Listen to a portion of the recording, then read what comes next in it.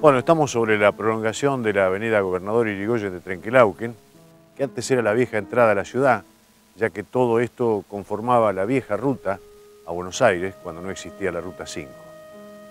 El 9 de noviembre de 1936, estábamos en la primavera calurosa, un auto se había detenido unos kilómetros más allá y dos personas estaban de alguna manera tratando de reparar aparentemente un desperfecto. Pararon dos coches para auxiliarlo por aquello de la proverbial cordialidad que tenía la gente de antaño. Y se encontraron con la sorpresa quienes se detuvieron con los coches, que dos pistoleros eran los que habían simulado el desperfecto para asaltarlos. Los subieron a los dos autos, les robaron los efectos que tenían, una cadena de oro, algún efectivo, algún anillo, y partieron por la avenida Gobernador Irigoyen llevándolos a cuatro personas. Eran cuatro personas vinculadas al sector agropecuario, las asaltadas. Era Vital Delfino, Antonio Pereira Ola y dos personas, una de apellido Llosa y otra de apellido Tinelli. Bueno, los asaltantes los llevaron por la avenida Gobernador Irigoyen, entraron a Trenquelauquen, los hicieron pasar por el Boulevard Villegas hasta la calle Cuello y de allí fueron hasta la estancia Vidania. Ninguno de los cuatro asaltados sabía a ciencia cierta qué era lo que iba a pasar con ellos. Bueno, llegaron ahí a la estancia Vidania y uno de los asaltantes le dice al otro: mirá, en vez de haber asaltado a estos cuatro secos, podríamos haber asaltado al dueño de esta estancia. Ignorando los dos asaltantes que el señor Antonio Pereira Ola, que estaba detenido con ellos en el auto, era el dueño de ese establecimiento agropecuario. Bueno, ¿qué hacemos con ellos? Parecía que uno los quería matar. La verdad que los cuatro vecinos de Trenquelauquen no daban un centavo por sus vidas. Hasta que finalmente los dos bandoleros le dispararon a las cubiertas de uno de los autos en los cuales iban y entonces lo dejó inutilizado. Y ellos huyeron en el auto que aparentemente había tenido el desperfecto. Bueno, caminando, las cuatro personas, los cuatro vecinos de Trenquelauquen llegaron a la comisaría buscando auxilio. Y allí, viendo las fotos de los delincuentes, se encuentran que habían sido asaltados por los dos más famosos delincuentes de aquel entonces, año 36, año de la década infame, de la miseria, en la cual los asaltos estaban a la orden del día. Eran Roberto Gordillo, que entró en la historia del crimen argentino con el seudónimo del Pibe Cabeza, y Antonio Caprioli, su lugarteniente.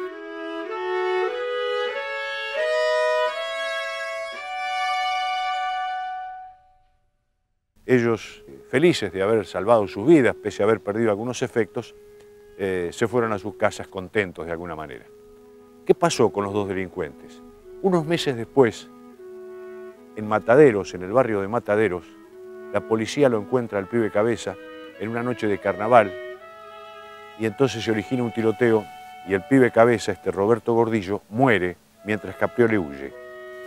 El Pibe Cabeza muere en una grotesca imagen, ya que sobre su cadáver circulaban todavía las guirnaldas de carnaval. Entre los efectos que tenía el Pibe Cabeza se encontraba una medalla que decía API, Antonio Pereira Ola, que había robado 5 meses antes aquí en la prolongación de la calle Gobernador Irigoyen en la vieja ruta a Buenos Aires. Por aquel entonces, aquella aciaga noche de febrero de 1937, el enemigo público número 1, Roberto Gordillo, el Pibe Cabeza, tenía solamente 27 años de edad.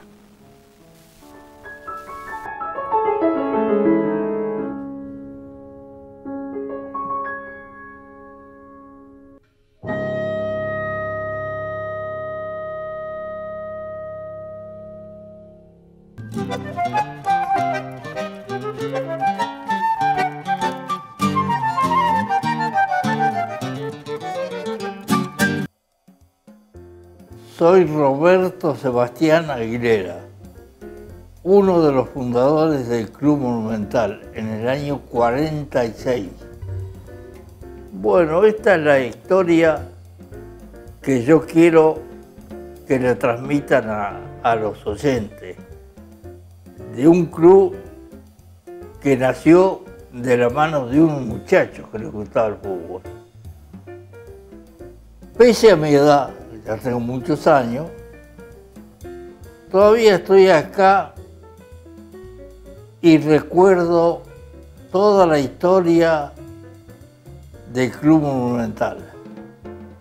Nosotros nos reuníamos al lado del Cine Monumental, había una confitería de Emilio Vesco que se llamaba también Monumental.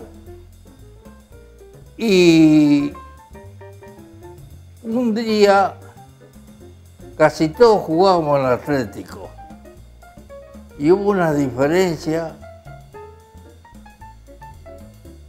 y vamos a la noche a la confitería y dijimos vamos a formar un club. No era fácil, había que trabajar mucho.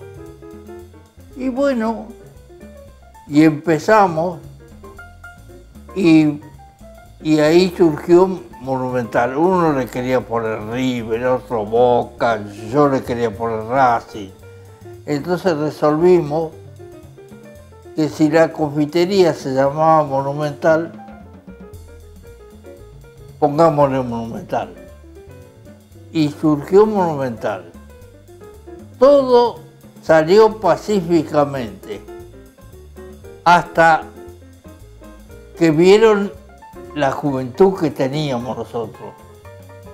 Un cuadro bastante aceptable. Entonces, Ferro, que nos prestaba la cancha para jugar, no la prestó más. Y Atlético, como nosotros habíamos salido de Atlético la mayoría, también se adhirió. Bueno, y nos quedamos sin cancha para jugar. Barrio Alegre en ese tiempo no tenía cancha, jugaba en Argentino. Y un día vino a Trenquelauquen el gobernador de la provincia de Buenos Aires, el general Arisma.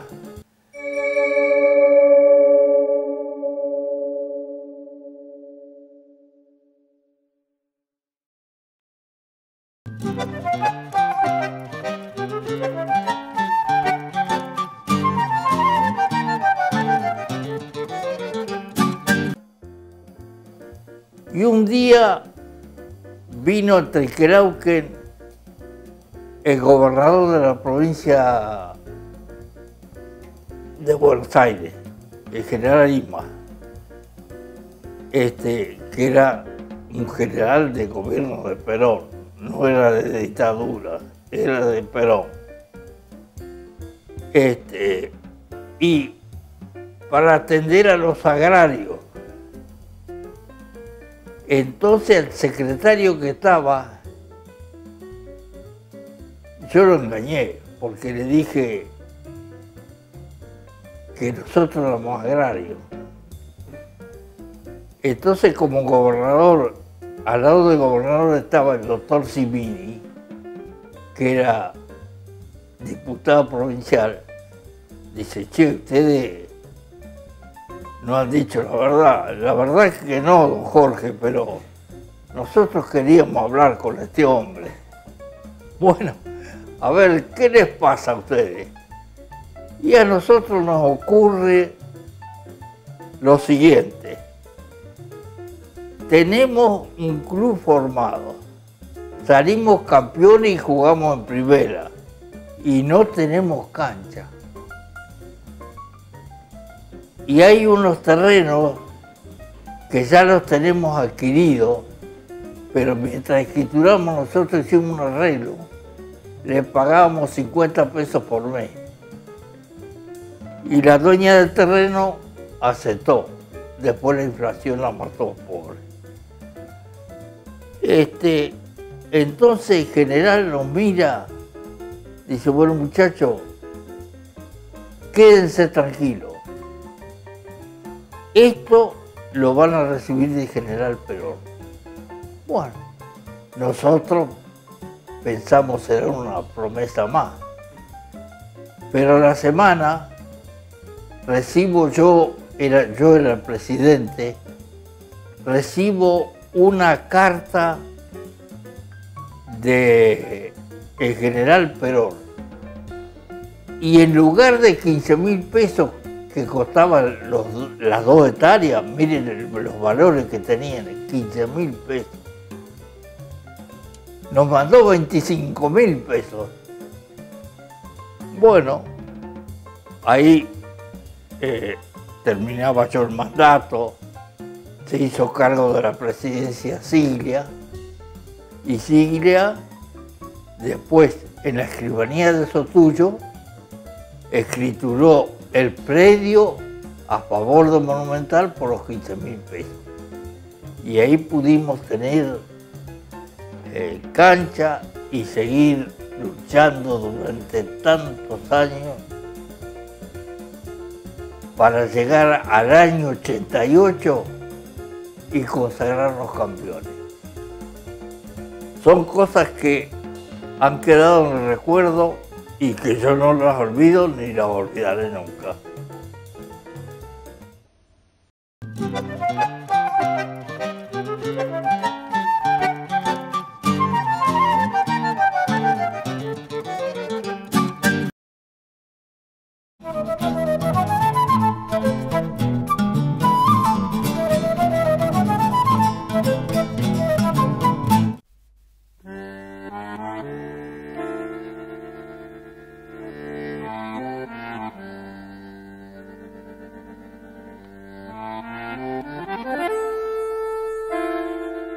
Estamos en la vieja estación ferroviaria de Trenquelauquen, estación nacida en 1890, cuando llegó el primer tren aquí por estas vías.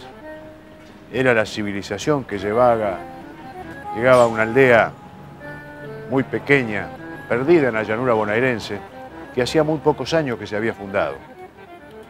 Por este andén del ferrocarril, hoy muy prolijo pero inactivo, hubo verdaderas multitudes que recibieron a grandes personajes, y hubo grandes personajes de la política, de las letras, del arte, de la militancia, que circularon aquí por este andén, llegaron a Trenquelauquen.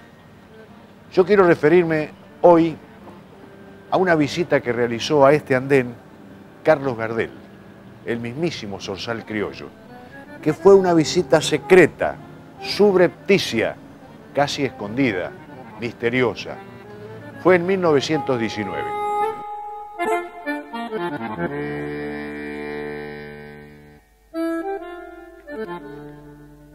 Pero antes de contarle eso, quiero decirle que Gardel estuvo 2 veces en Trenquelauquen. Esa vez, la subrepticia, y otra anterior, en 1912. En las 2 oportunidades no cantó tangos. Parece mentira, el rey del tango, Carlos Gardel, en Trenquelauquen sin cantar tangos. ¿Cómo fue esto? En 1912 actuó en el Club Social, una entidad que estaba ubicada frente a la Plaza San Martín, acompañado por Francisco Martino, un guitarrista que ya sonaba, si bien Gardel era prácticamente un desconocido. Y esa noche, en el viejo Club Social de Trenquelauquen, Gardel cantó estilos, cifras, valses y milongas criollas. No hizo tangos porque el tango todavía no había llegado al repertorio de Gardel. Gardel cantaba el estilo criollo. Entonces por eso digo que las 2 veces que estuvo Gardel en Trenquelauquen no cantó tangos ninguna de las 2. La otra vez, esta que me refiero, la misteriosa visita de Gardel esa noche de 1919, ¿a qué se debió? Se debió a que Carlos Gardel, con su compañero inseparable, Razzano, José Razzano, junto al guitarrista José Ricardo, estaban en General Pico actuando con la orquesta de Roberto Firpo.